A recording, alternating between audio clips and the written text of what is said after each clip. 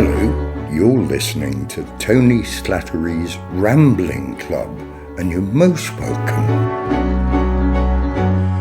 Well, it's Friday, it's 5 to 5, and that means the doors to Tony Slattery's Rambling Club are open once again. Hello, everyone.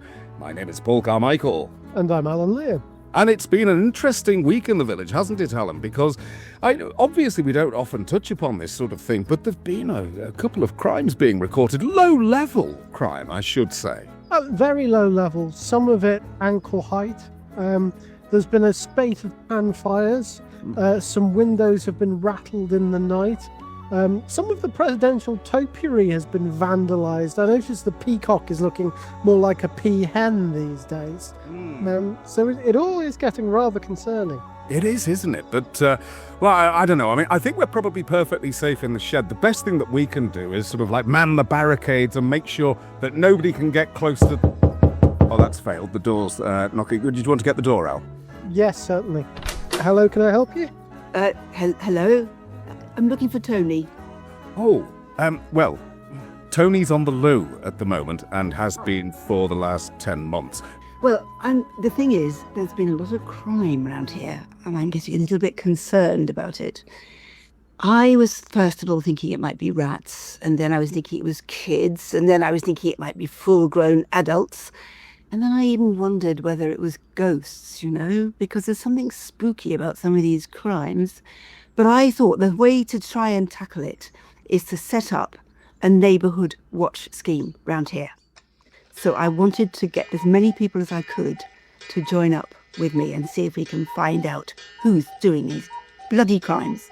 I think that's a wonderful idea, isn't it, Alan? We were just saying that there's been an awful lot going on lately, so I think we'd be very interested in helping out.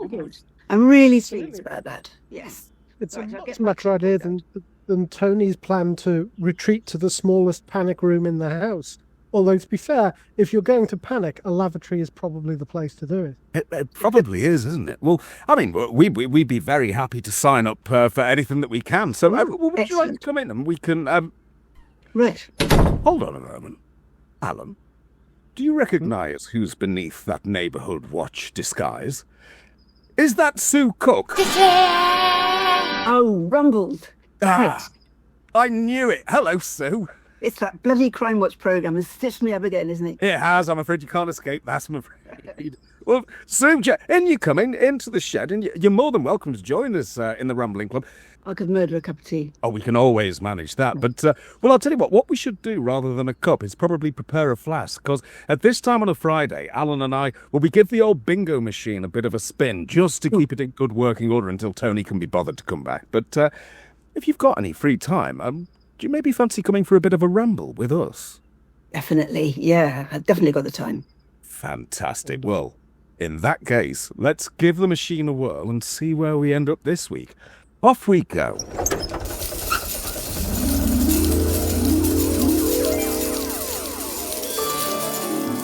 Tony's enchanted bingo machine. A curious contraption of cogs, levers, and glowing buttons that hums with ominous energy. This machine generates 3 completely random numbers. These numbers are fed directly into the Dewey Decimal System, the arcane reference system by which books and their contents are categorized. In this way, the bingo machine conjures from thin air a topic of conversation so enthralling, so wildly unexpected, that it leaves the members of the Rambling Club both bewildered and vaguely excited. Thus, another evening is saved from the brink of boredom, thanks to Tony's marvellous, possibly haunted and entirely inexplicable bingo machine.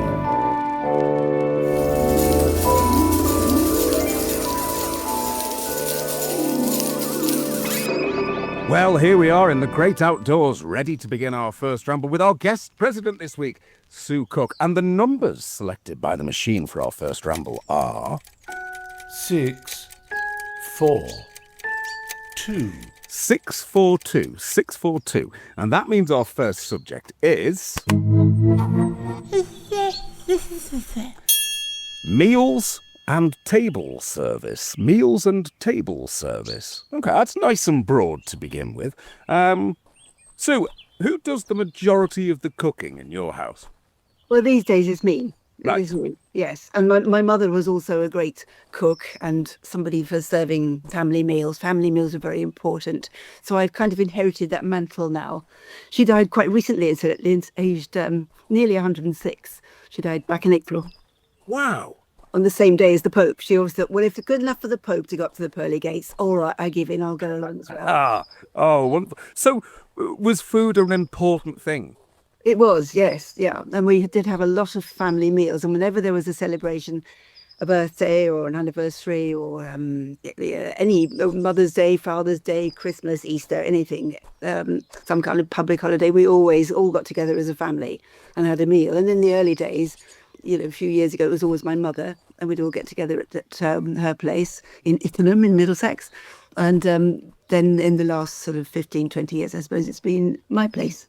Oh, that's wonderful. I suppose I've become head chef in this house because, to be honest, my wife can't cook at all. And the best thing I ever did, I think, was I bought a book, a recipe book. This is a book from 1975, and it's Fanny Cradock. Right. Wow. Oh, and the most amazing thing that I've done so far in this book is at Christmas, of course, because if you try and do a turkey, it's notoriously dry. And Fanny does this amazing thing where she sort of, if you watch her preparing this, she starts by punching the bird. And it looks perfectly normal to see Fanny punching a bird. And then she starts massaging it. And then she's... Even outside the British Legion every Friday night. You can imagine that. And then she's stuffing things under the skin, between the skin and the breast. So she sort of fills it with bacon and mushrooms. And it looks hideous, absolutely hideous. But it's a remarkably, a fresh, beautiful thing to eat. So I'm very grateful to Fanny for that. I might try that one out. Oh, it's fantastic. Trust me. Every year they repeat Fanny Cradock's Fanny Cradock Cooks for Christmas. 5 episodes of just her being very cross, which I take note. Really, Johnny? Poor Johnny, bless him. Did you ever come across Fanny Cradock at all? No, I didn't. Although my husband, who was a director for a while at the BBC, did. Oh. And he remembers that she was quite a force to be reckoned with. And that he used to direct films for Esther Ranson's The Big Time. Oh, yeah. And somebody, I can't remember exactly what the Big Time thing was, but Fanny Cradock had to taste this food. Do you remember that? Yes. And Ian, my husband, was directing that at the time. Oh, wow. And she tasted this food and she went, ugh. And her kind of lipstick mouth kind of went all sort of pig's bum. And they sort of zoomed in on it. And I think that particular sequence ruined her career, didn't it? I think it did, yeah. I mean, and it was she was obviously an outrageous personality, but I think it was seeing her treat a member of the public like that. Yes. She was so mean to this poor girl. Yeah, she really was. Oh no, I remember, and the look on the poor woman's face. Oh, it was quite shocking, really, wasn't it? What about table service? Anything spring to mind for either of you? I don't get all that wound up by bad or good table service, but some people do. I hate it when you go out to dinner and you're with some people who get really unpleasant to the waiters and waitresses. It's so embarrassing. I just want everything to be fine and lovely. But if somebody, please don't pour out wine like that. I will pour our own wine. Thank you very much. Go away. And I'm thinking, please don't do that.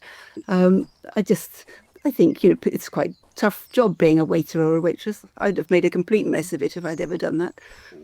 I did lots of other jobs, but not a waitress. I never ventured into that. No, absolutely. And people seem to go about trying to make it harder. As you say, firstly, there's people who are just awful to the waiting staff, which is a horrible thing. But also there's there was a fad where they stopped using pads and pens and they were supposed to remember your order. Yeah. And no, I'm probably the 50th person you've met today. If you have to make a note of my order, that's fine. I'm not going to take it personally. Exactly. It's a slight on my charisma. No, that's really tough. And now, of course, they all have to say to you before they do anything else, they have to, are there any allergies at the table? the latest thing is obviously that people must have been sued and they're absolutely petrified about people having allergies. Oh, yeah. There's even the local Chinese takeaway here. It's covered in posters about allergies. And it just, it doesn't really fit with the decor, certainly. I think tipping is an interesting thing, isn't it? Hate tipping. I hate tipping. I think people should be paid a proper wage and not try and leave it to the public to make up for it.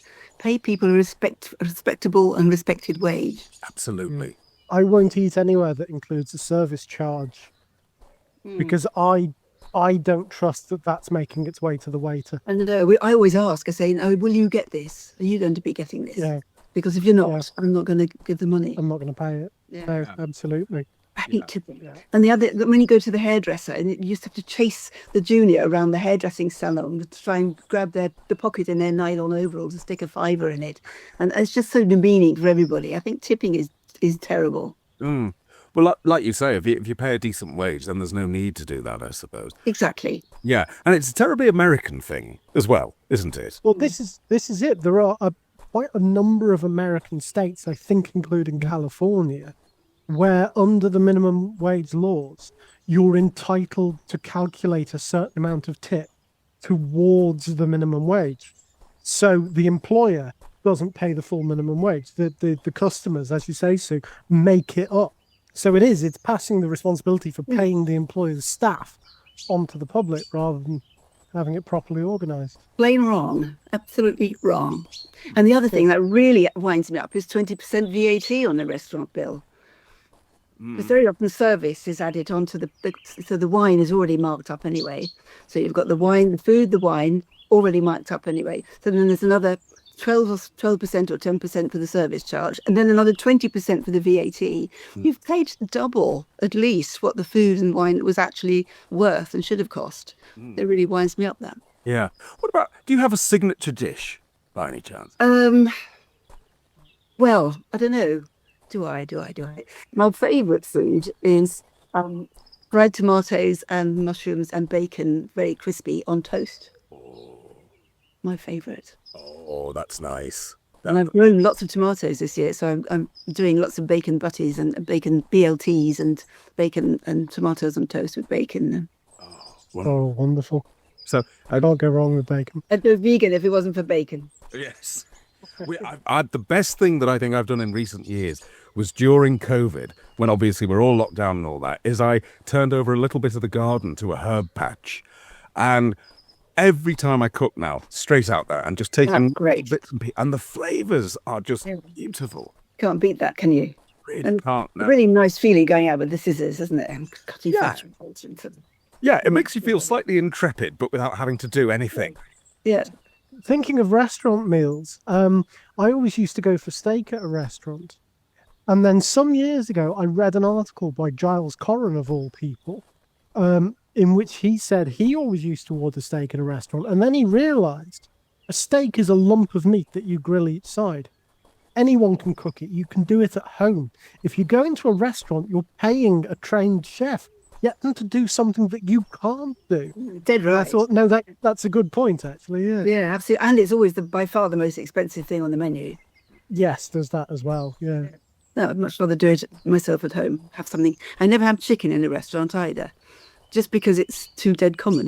Anybody can do it. It was something the chefs kind of thought about and something a bit more inventive. I would say it's a very resilient meat chicken. It's very hard to mess it up. Although your wife has form in this. Oh yeah, there was an incident about 2 weeks ago when myself and Alan were off doing a show, and so I left a roast in the bag chicken, and you'd think that can't go wrong. She managed to set fire to it. Don't know how. She's a remarkable person in the kitchen, and she has a wonderful school report, which says the only comment for her cookery class is she is a hazard to herself and others. That's all it says. She's obviously made sure she never gets the gig, she doesn't want to make it let that slip. Well, it's like when you break a plate when you volunteer to do the washing up, so nobody asks you again, isn't it? To be fair to Sula, she has done something wonderful in your kitchen. The lovely mural on the wall, yeah. The wonderful mural of the Moomins, absolutely, but you can't eat that. So, I mean... But it lasts longer. That's true, that is... true. I don't know. Moomins are out of season this time of year anyway, aren't they? Yeah, that's what mozzarella cheese is called in Finland. They call it Moomin meat. I was quite shocked to hear that. Oh no, I didn't like that at all. But Moomin meat. Is that because they live on the moon and the moon's made of cheese? I'm not quite sure why it is, but all I can remember is when you were thinking about it, the colours are the same, and then I was suddenly thinking about these poor little fictional creatures being... No, I didn't like that at all. Moomin meat, odd, but there we go.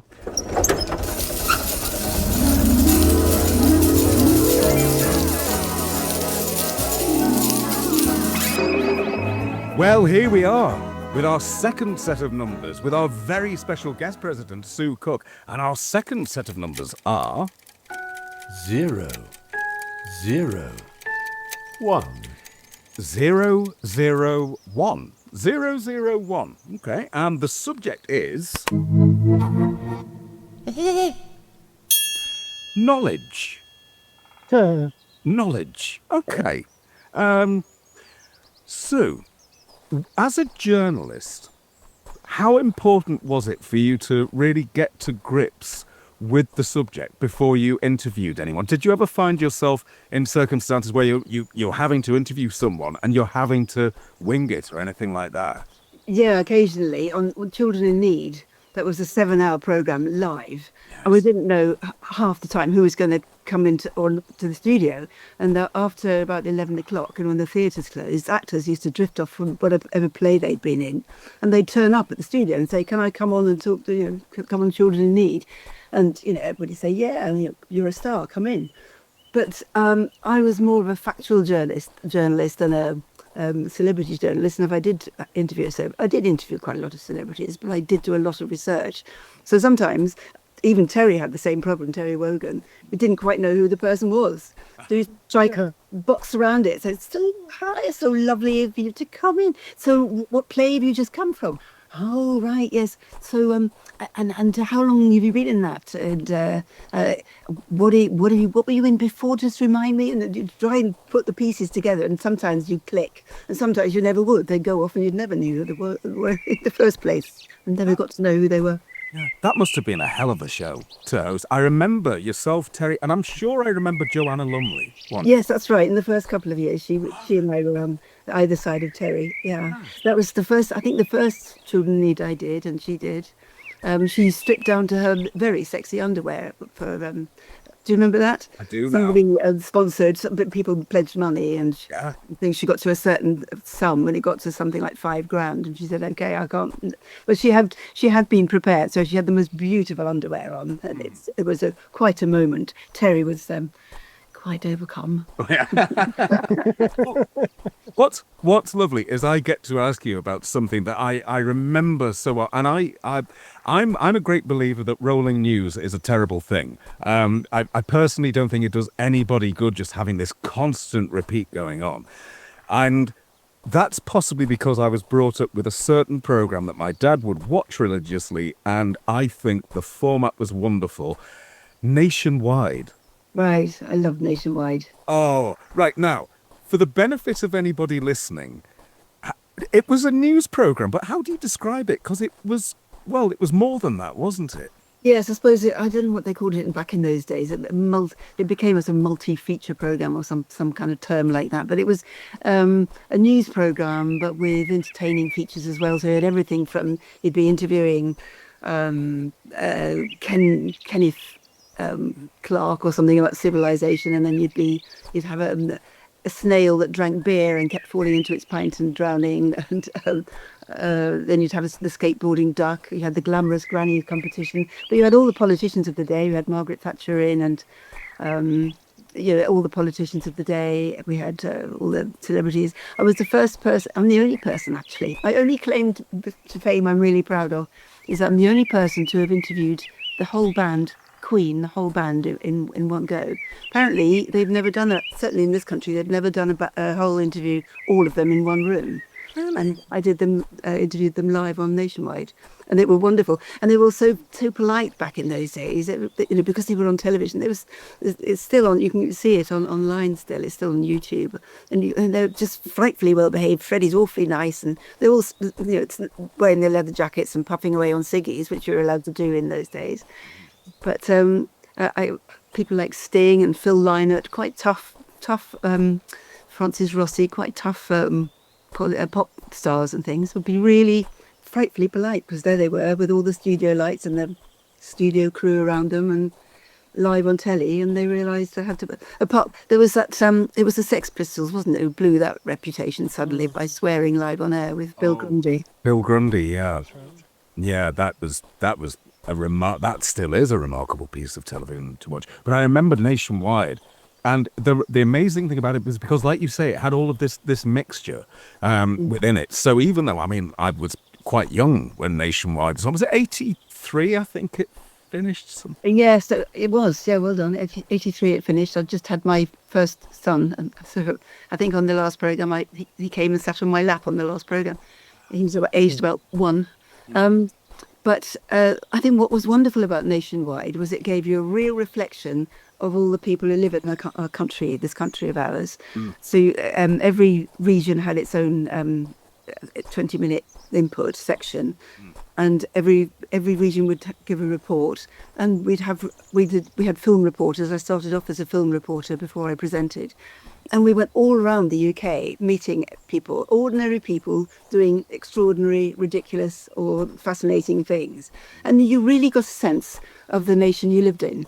And you don't get that now. You can send the BBC to Salford or Glasgow or whatever and present the whole programme from there, but nobody knows the difference. The audience doesn't know the difference, does it? You can be anywhere, really.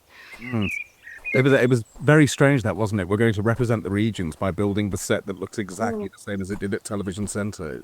Yeah, and everybody has to pay huge expenses to go and up on the train and stay in a hotel. No, we are, yeah. But if I'm allowed, and I do allow myself the occasional complete TV nerd question, Nationwide was at Lime Grove, wasn't it? Yes. Oh, I'd have loved to have gone to Lime Grove. It looked like the most bizarre building to work in. It wasn't all that big, but it was. You got lost there all the time. It was just a sort of 4-storey box, really. There's a car park behind. There were iron gantries and fire escapes. There was a lift which regularly got stuck. One of those lifts with the sliding sort of gates clanged shut. Oh yeah, got stuck in there with 5 husky dogs once. We were supposed to be doing a live programme, and the time was ticking down, and these husky dogs and I were stuck in the lift. But there are loads of stories about people getting stuck in that lift. But they never modernised it or did anything about it. It just kind of was one of life's hazards. So yeah, we went up from there. I think our office was on the 4th floor and the studio was on the 7th floor. So we had to keep going up in the lift between the 4th and the 7th floor. Or we used the fire escape, which was like doink, iron sort of staircase outside the building, where we all smoked our cigarettes and had conversations about people we didn't like. Some of the BBC buildings, Alexander Palace. Who? I don't know who. Oh, yeah, we've got a great idea. We thought you might like to work in the building we used to intern all the German prisoners of war during the Second World War. That is amazing building. Yeah, it's. I don't know what's happened to it now, but I've been around it just when it was pretty much gutted. I filched an ashtray that was lying about from there, a Bakelite ashtray, but it has a real ghostly feel about it. And there's an old theatre in there too. Yeah. It was an amazing place to visit, but I don't know what it's like now. We were at a book festival there the other year. It's a large empty building mainly, isn't it? It's just yeah. I have this wonderful little. I do collect a lot of. Well, my wife says tat, but all sorts of interesting bits and pieces. And I have a lamp from Alexandra Palace, and it's one of the lamps that they used to use, and it's got a red filter, so it wouldn't interfere with the picture. And it's got the name A.A. Englander on the back. And so I had a look, and A.A. Englander was whose name was actually Adolf Arthur Englander, but he went by Arthur. That's really weird. And this is his Alexandra Palace lamp. Beautiful little thing. Yeah. Knowledge, because I've just gone off on one about Lime Grove now, but knowledge. So now, Sue, obviously these days you're a full-time novelist. Is there a lot of research and knowledge gathering that you do before writing? Is there a bit? Yeah. I always think when the word knowledge makes me think Nollidge. I always spell it like that in my head. But doing the research actually is the most beguiling part, and the trick is to decide that you've done enough research now and you've got enough knowledge, and it's time you sat down in front of that computer screen and sort of open the first page and start it. Once upon a time there was. But I can spend a long time prevaricating and procrastinating and researching. I love the knowledge. Yeah. Do you have a specific routine as a writer, or are you just someone who writes as and when? It's a bit of both, but actually no. When I'm in the full writing mode, when I can't get out of it any longer, I try and start about 9:20. That sounds a bit specific, but yeah, 9:20 is quite a good time to start.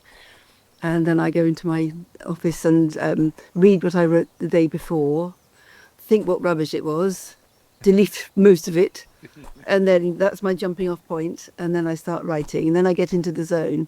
I always I listen to white noise. I put headphones on and listen to white noise. It just helps me kind of zone in. And I find 4 hours is as much as I can do. After 4 hours, my head's like a scooped out pumpkin and I can't do anymore. So I give up. Are you someone how do you relax when you're writing? So I'm always interested in where the creative ideas come from. So is there a period then of like a little cooling off period where you go outside and do something or anything like that? Yeah. Yes, I go outside and do something different. I've usually got something arranged, or there's all sorts of things you say yes to months ahead, and then the date comes, you think, oh God, I've got to do that now. But no, there's usually something I've arranged to do. There's a definite sense of having left my characters in the middle of something. They're just in the middle of a row. There they are around a table, or there's the helicopter coming to get them or whatever, and they're stuck there. And I'm feeling really responsible about the situation I've left them in, and apologetic. And I promise I'll get back to you tomorrow. Yeah. It's fascinating, isn't it? That whole process, that creative process, that people have. With knowledge then, I was thinking that there's a wonderful clip of Stephen Fry on QI, and I think it was actually an outtake. And somebody says, what's the point of learning this? And he says, knowledge for the sake of knowledge. And I think that I've worked in education for quite some time. And these days you're meant to always explain, why are you teaching them this? Explain and justify why. That whole thing of just finding something out because it's a nice thing to do seems to be, something that doesn't happen anymore. Yeah, they'll be looking it all up on ChatGPT from now on, won't they, really? As soon as you have I wonder what this is. Oh, I'll just look it up on ChatGPT. All right, I know now. Tick, forget. Yeah, it's something that we can't avoid as well, unfortunately. How as someone who is a writer then, how do you feel about things like ChatGPT, where you could just say to it, write me a 15,000 word short story, and it'll just do it? How do you feel about that sort of technology? It's a bit scary. I've only really sort of engaged with it in the last a month or so. But my son came over and showed me how it worked. I was very sceptical, and I was amazed at how bloody good it is. It is really good. I thought it would write a load of sort of computer-sounding rubbish, and it would have no real syntax or value as a piece of writing. But it is good writing, which is worrying, and I'm sure it will be quite tempting for a lot of people to use it. And I think what's saddest of all is that kids wanting to go to university and do university degrees and so on might be just thinking, well, what on earth is the point of writing all these essays and learning all this stuff when ChatGPT or Grok or whatever can do it for me?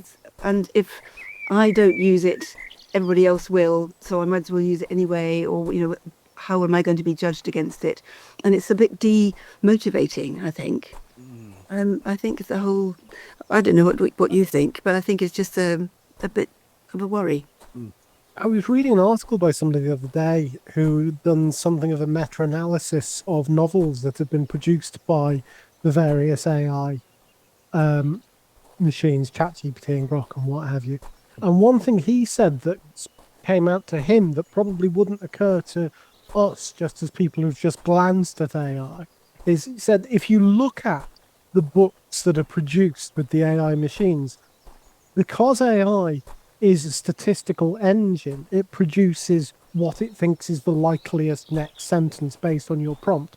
All the books it writes are the same. Oh. All the plot points are in the same order. It hits the same beats every single time. It's got the same characters. There's a recurring, apparently, did you remember there was that thing with a Wonka land up in Scotland that was it was a byword for terrible things for a while. Somebody had just thrown together a theme park with 6 Oompa Loompas and a bag of jelly tots and written the scripts in AI.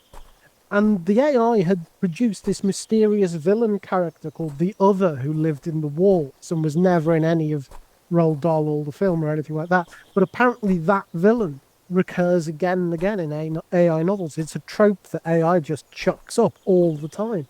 And that thing happens all the way through AI, apparently. It's just the same ideas regurgitated, as it would be. Well, that's quite reassuring, really, that it is vulnerable. It isn't perfect after all.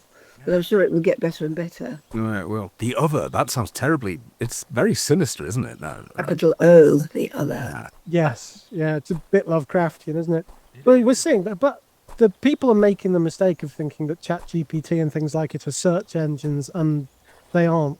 They don't know anything. They just throw up things that sound like sentences. We're seeing news reports, it seems like every day now, about barristers getting into trouble because they've had ChatGPT write their case summaries for them. And ChatGPT has just invented 3 cases that never happened and said, these are our precedents we're going to use. A bit scary, yeah. But what occurs to me is that the AI is really of some kind of big Gompertz curve, because everything that's going into AI is everything that's in the whole of human history, really. Everything that's ever been written down, everything that's of every human thought and endeavour has all gone into this big bin, which AI rummages through to get the answers to everything. But if we're stopping, putting more stuff in, if everything's coming out of the bin and we're not putting anything more in, if you see what I mean, sooner or later it's just going to be feeding on itself. Yes, it's going to start slowing down and feeding on itself and disappearing up its own fundament. Yeah. Well, seeing as we've used words like sinister and scary, I think it's only right that very briefly we touch on what I think is, at the time, the scariest programme ever, which we used to discuss in the playground the next day, having dared each other to watch it. And that, Sue, is, of course, Crime Watch. Yes. That was groundbreaking stuff, wasn't it? It was groundbreaking, yes, yeah. It's interesting because I'd always loved listening to, we could get, my dad had a shortwave radio, big massive radio, and you get shortwave on it, and you could hear police communications. Yeah. And I used to, as a child, I used to listen to it. It was really exciting. I wonder if this going on around the corner, I wonder if this bank robbery, up in Uxbridge. So when this Crime Watch idea came through and I was asked to do it, it was all very exciting, and nobody had ever put crimes to the public before and shown the way the police work. But I did start, shortly after it started, I did start worrying. Not as straightforward as you think, because I was worrying about, and so was Nick Ross, we worried about giving criminals ideas. We worried about frightening the bejesus out of people. We worried about making very serious crimes seem more common than they were. And my biggest fear, I think, was normalising really nasty crimes. So if you saw people burgling a family and tying them up and using bad language and shouting at them, and I thought, I hope people aren't going to look at this and think, oh, well, that's what you do, that's how you behave then, is it? And are we going to increase these kind of crimes and this kind of behaviour? So that, it's like, I always think to every action there's an equal and opposite reaction. And I think Crime Watch on the whole did a lot of good, but I did worry that there were some harms to it as well. I certainly remember Nick's sign off at the end of every show. don't have nightmares. That, for some reason, completely freaked me out.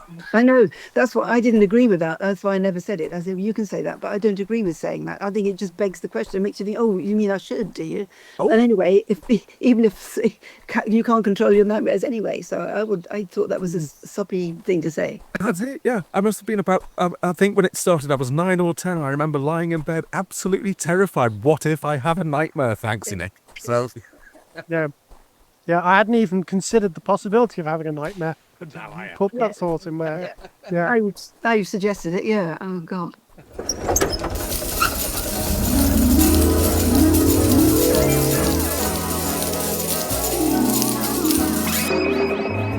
well, here we are in our third and final location with our third and final set of numbers with our guest president this week, Sue Cook. And the final numbers are 9, 1, 1. 911, 911, and that means our final subject is historical geography. Ooh. Ooh. Right, historical geography. I love history. I have no skill with geography. They were both my worst subjects at school, both of them. The machine has chosen well on this one then. Yes. Okay, travel then. Let's go from geography to okay. travel. Travel, I love travel. There we are. So, do you have a particular destination that you're drawn back to? My favourite destination, the most amazing place I've ever been, was Antarctica.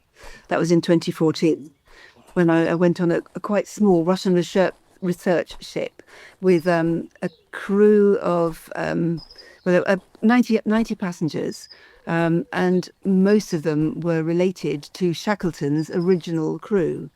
So you had Wolsey and I can't remember, and we also had Shackleton's great-granddaughter Alexandra with us as well. So it was incredibly moving, and it was 100 years to the day since he set off on the Endurance.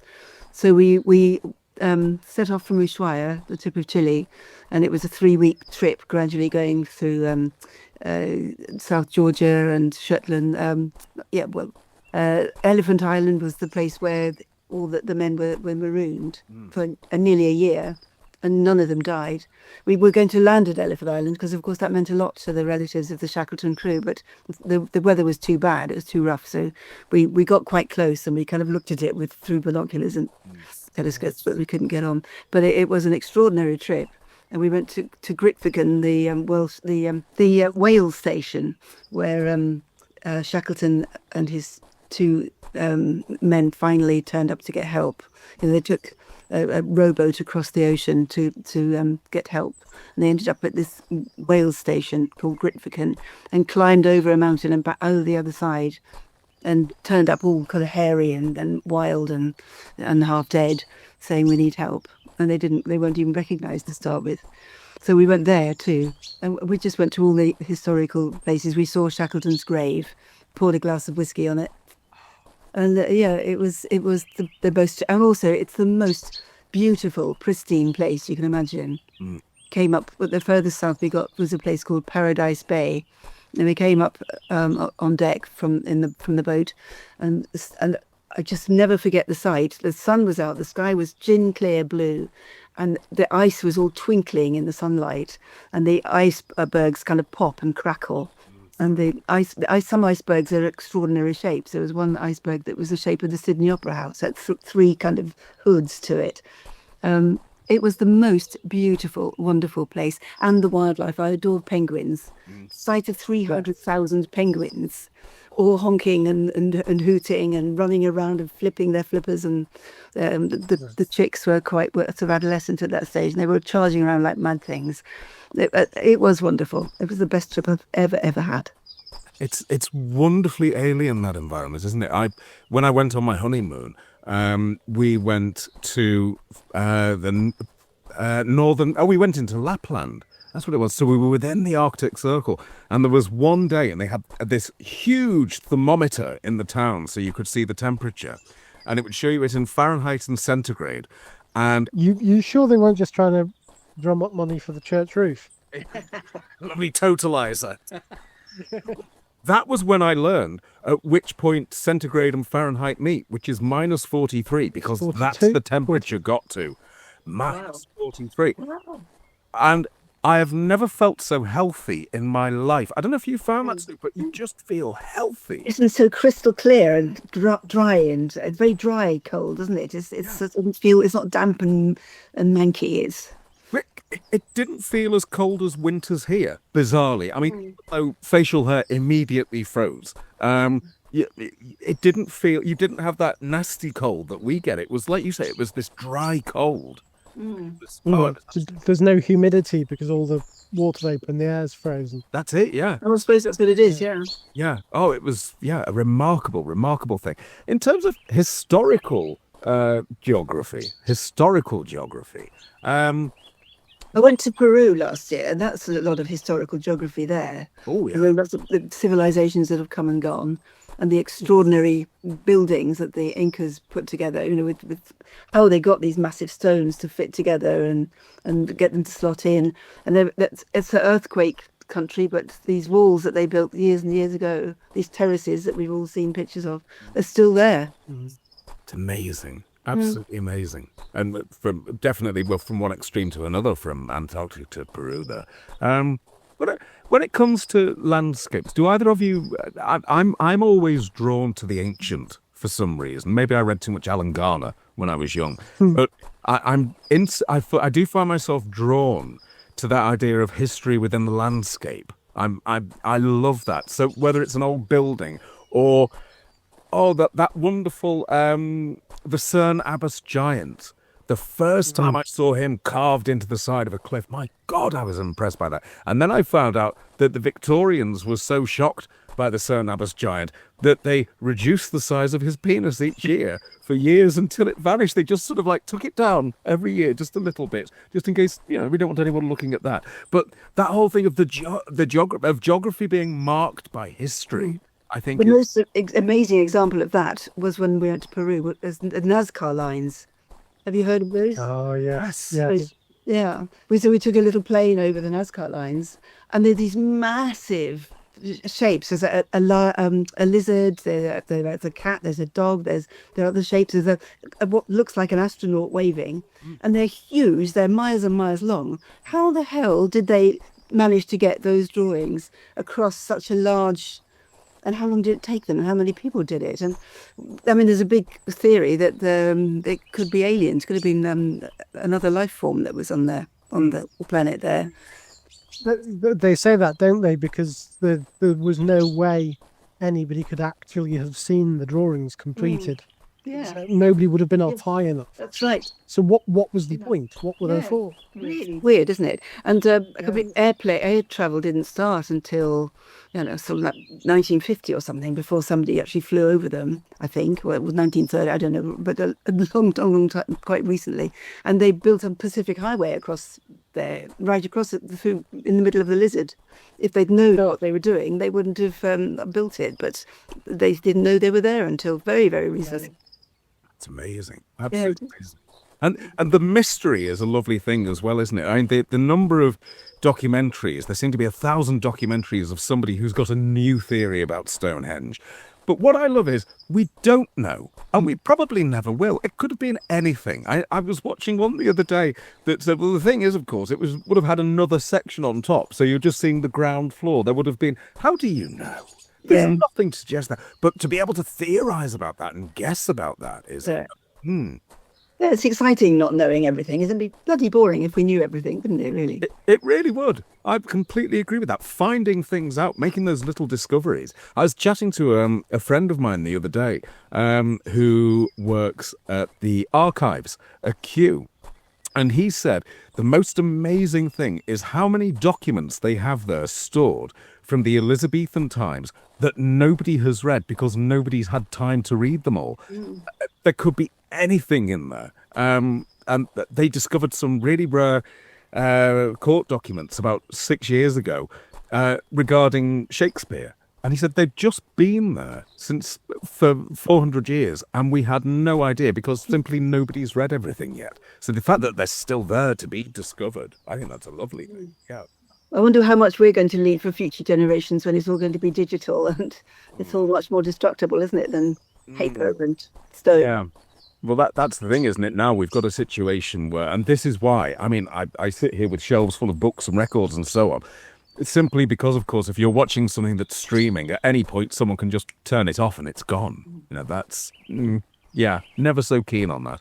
That's quite away from historical geography. But yeah, so, Alan, historical geography, we've talked in the past, haven't we, about cartography. Now, I could be completely misremembering this, and it could have been Tony, but wasn't there something about ancient maps?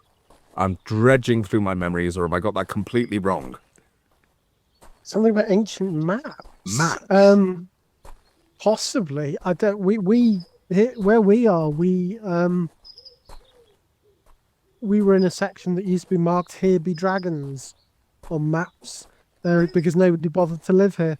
Well, we were on the kind of the border of the Roman world, weren't we? Whether they stopped bothering after that.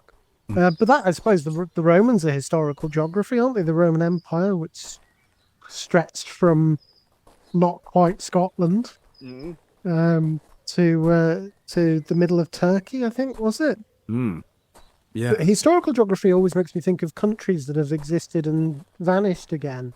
Things like Yugoslavia, which, was in the news every day when I was a teenager and doesn't exist anymore. I hitchhiked right through Yugoslavia when it was Yugoslavia, and I'm still not quite sure where Croatia and Slovenia and things are. I know Yugoslavia quite well, but I don't know the current. Oh, Croatia's weird as well, because it's got a little... It's almost like two countries that are conjoined by a tendril, because it's got a little strip of beachfront property in front of Bosnia-Herzegovina, and then two big lumps of Croatia either side of it. Wow. It's fascinating. The USSR ceases to exist. And then, in our lifetimes, we've seen a couple of new countries manifest as well. South Sudan is a brand new country after who knows how long Egypt and Sudan were there. I've been to Egypt. I did a Nile cruise of the temples in Egypt, which is absolutely fascinating. They are so well preserved. I've probably spoken about this before, but my absolute favourite was the Temple of Abu Simbel, which is the temple that Percy Shelley wrote Ozymandias about. There's a leg of stone that stands alone in the desert, and all the rest of the mighty edifice has been destroyed by the winds of time. It's a wonderful poem about the folly and hubris of man's reach for immortality. And the best thing about it is he was completely wrong. The temple was there the whole time. It had just been buried under thousands of years of desert sands.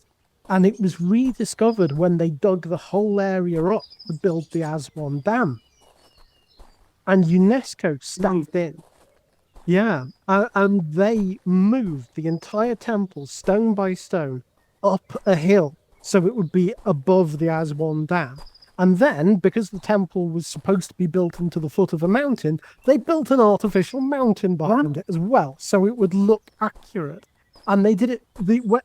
Abu Simbel, as it was originally built, it was built by Ramses II, and it was engineered so that on 2 days a year, his birthday and the 6-month anniversary of his birthday, the light at dawn would strike right down the centre of the temple into the Sanctum Sanctorum, which contained 4 gods: the Holy Family, Osiris, Isis, and Horus, and the god of darkness, Seth. And the light would strike the 3 statues of the Holy Family and leave Seth in darkness twice a year. That's amazing, isn't it? And they rebuilt it so well that exactly the same thing still happens, but one day after it should have done. Because they've changed the location of the temple. The guide who took us round said it was 2 miracles. It was a miracle that the ancient Egyptians could build it, and it was a miracle that UNESCO could rebuild it so accurate. So it's a fantastic site. It really is. Oh, I'd like to go there. Because it's been under the sand for thousands of years, it's incredibly well preserved. It's not had the elements, Right. which is a lot of Egyptian sites. A lot of them were defaced by Coptic Christians in the Middle Ages. But because the sands had covered them, the ground floors, the original ground floors, are still perfectly intact because nobody ever knew that they were there. But didn't they build buildings? Like I went to the Taj Mahal, which has got to be the most beautiful building I've ever seen in my life. But didn't they build them by building up the sand, and then they kind of work downwards, and then gradually get rid of all the sand? That makes sense. Yeah, you just use it as scaffolding. Yes. Yeah. I didn't know that, but yes, that makes perfect sense.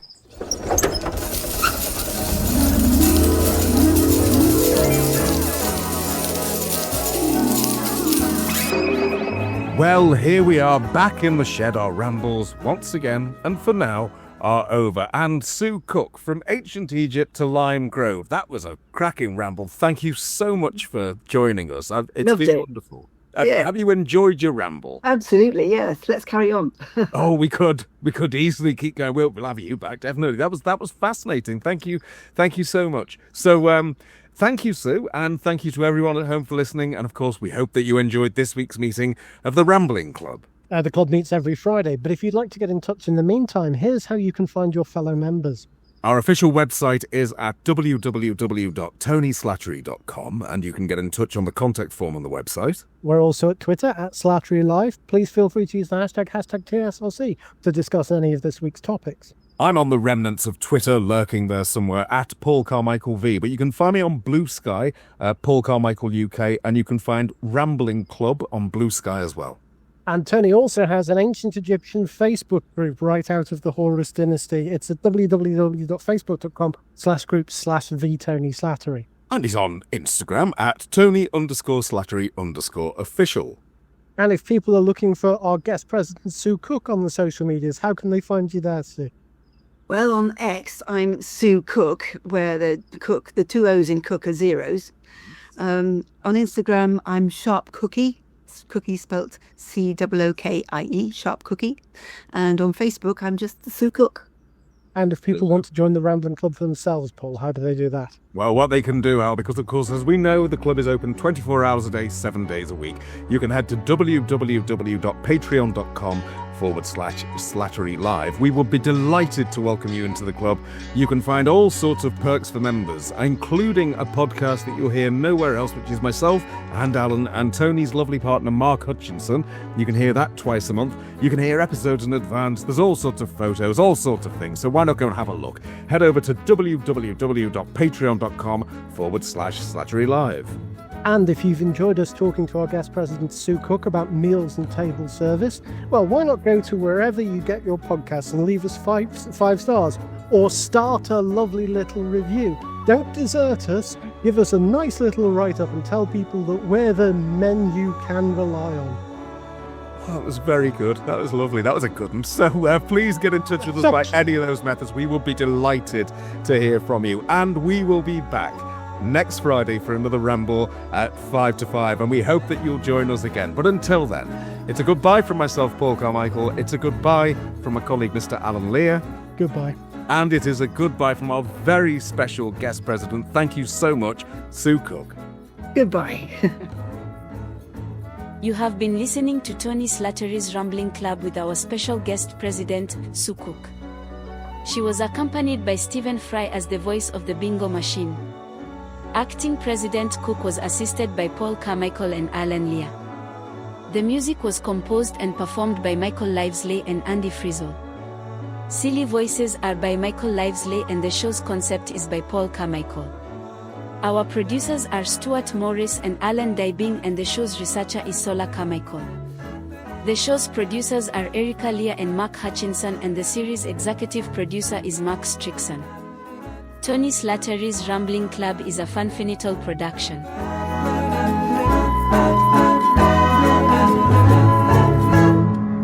Goodbye, and thank you for listening.